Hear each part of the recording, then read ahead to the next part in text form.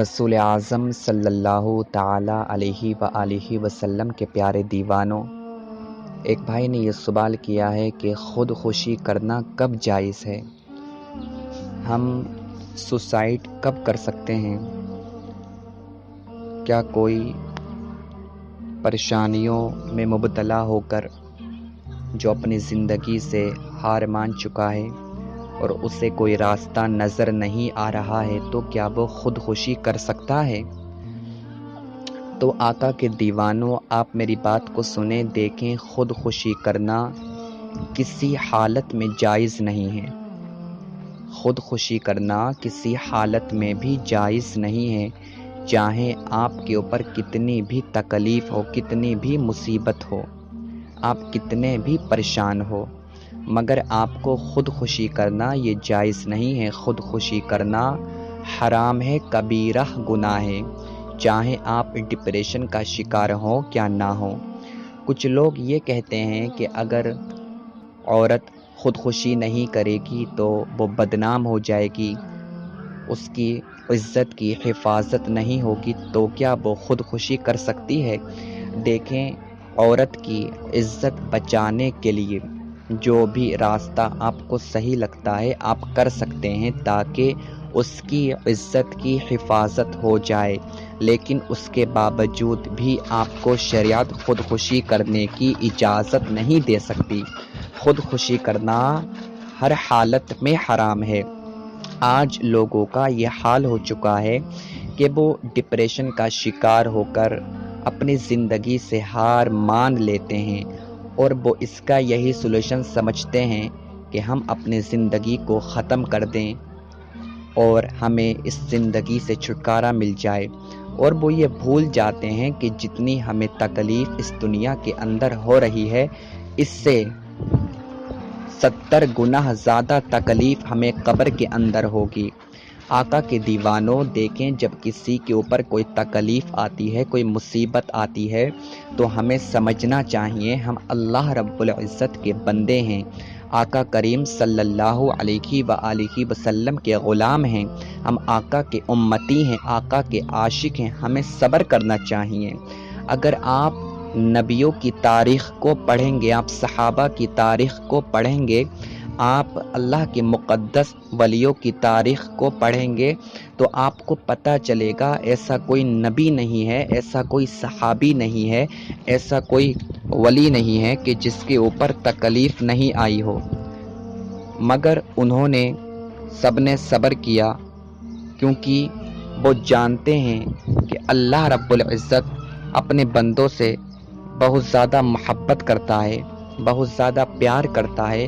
اگر اس نے ہمیں تکلیف میں مبتلا کیا ہے، مصیبتوں میں مبتلا کیا ہے، تو اللہ رب العزت کی اس میں کوئی حکمت ہوگی، اس میں کوئی مصلحت ہوگی، کیونکہ اللہ رب العزت جو کرتا ہے اچھے کے لیے کرتا ہے، وہ اپنے بندوں سے بہت زیادہ محبت کرتا ہے، مگر ہم یہ چاہتے ہیں کہ جو ہم سوچیں وہ ہو جائے۔ دیکھیں، آپ کی چاہت سے کچھ نہیں ہوتا۔ امام غزالی رحمۃ اللہ تعالی علیہ اپنی کتاب کے اندر ایک حدیث قدسی کو نقل فرماتے ہیں۔ وہ حدیث قدسی کیا ہے، آپ سماعت فرمائیں کہ رسول اعظم صلی اللہ علیہ وآلہ وسلم نے ارشاد فرمایا کہ اللہ تعالیٰ فرماتا ہے، اے آدم کی اولاد، ایک تیری چاہت ہے اور ایک میری چاہت ہے، اب ہوگا تو وہی جو میں چاہوں گا۔ تو اپنی ایفرٹ کے ذریعے، اپنی محنت کے ذریعے تو اس چیز کو حاصل نہیں کر سکتا، تو اس چیز کو اچیو نہیں کر سکتا جو میں تجھے دینا نہیں چاہتا۔ تو کر لے کوشش، تو کر لے محنت، میں تجھے تھکا دوں گا اور بالآخر تجھے وہی ملے گا جو میں تجھے عطا کروں گا۔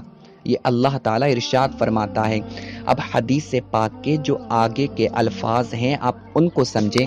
اب آقا ارشاد فرماتے ہیں کہ اللہ تعالیٰ ارشاد فرماتا ہے، مگر ایک راستہ ہے، ایک راستہ ہے کہ جو تو حاصل کرنا چاہتا ہے، جو تو اچیو کرنا چاہتا ہے اور وہ میں تجھے عطا کروں، ایک راستہ ہے، تو میری رضا پر راضی ہو جا، تو میری رضا پر راضی ہو جا، پھر میں تجھے وہ بھی عطا کر دوں گا جو تو چاہتا ہے۔ تو تو ہم جو دنیا کے اندر جو بھی کام کرتے ہیں اپنی مرضی کے مطابق کرتے ہیں.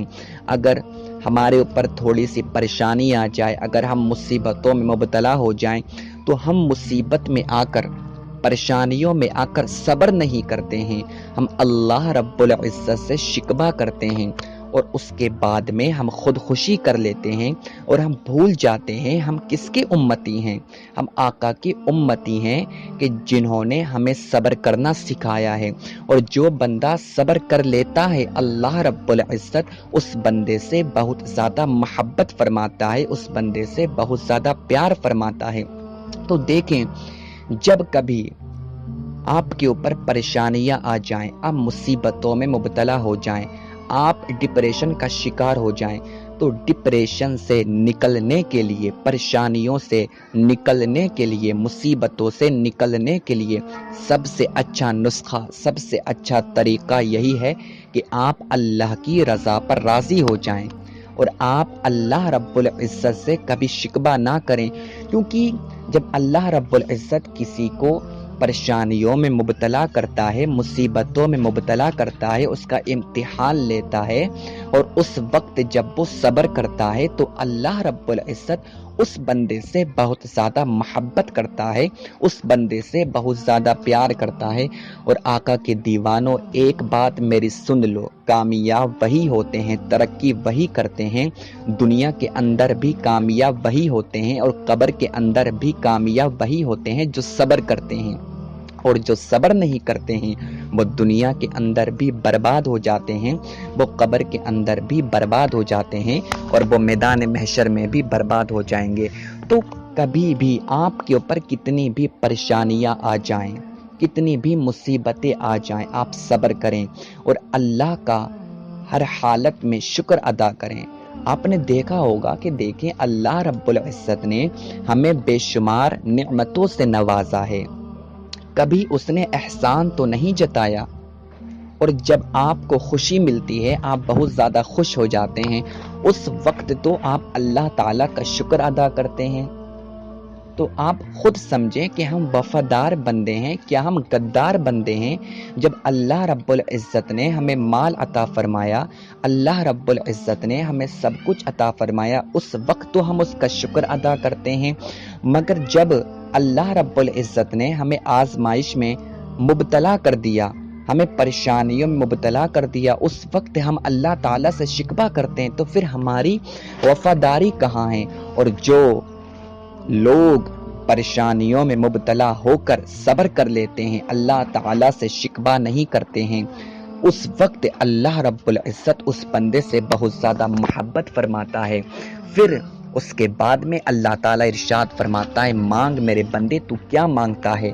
پھر اللہ رب العزت اسے اتنا اعلیٰ مقام عطا فرماتا ہے، اتنا اعلیٰ مرتبہ عطا فرماتا ہے کہ پوری دنیا اس کا ذکر کرتی ہے، پوری دنیا اس کا تذکرہ کرتی ہے. آج جب لوگوں کے پاس میں دولت نہیں ہوتی، پریشانیوں میں مبتلا ہو کر وہ یہ کہتے ہیں کہ ہماری تقدیر بری ہے، ہماری تقدیر میں یہی لکھا ہے، ہماری تقدیر اچھی نہیں ہے، ہمارے نصیب میں کچھ نہیں ہے. کچھ کرتے نہیں ہیں. کچھ حاصل کرنے کے لیے، پریشانیوں سے نکلنے کے لیے صبر کرنا پڑتا ہے، اللہ کے اوپر بھروسہ کرنا پڑتا ہے، کیونکہ اس کی رحمت سے نا امید ہونا یہ کفر ہے. کبھی آپ اس کی ذات سے نا امید مت ہونا، کیونکہ اس کی رحمت سے نا امید ہونا یہ کفر ہے. تو کبھی آپ اپنی تقدیر کو بلیم مت دینا. تبھی علامہ اقبال فرماتے ہیں کہ خودی کو کر بلند اتنا، خودی کو کر بلند اتنا کہ ہر تقدیر سے پہلے خدا بندے سے خود پوچھے بتا تیری رضا کیا ہے. تو اپنے آپ کو اس قابل تو کرو.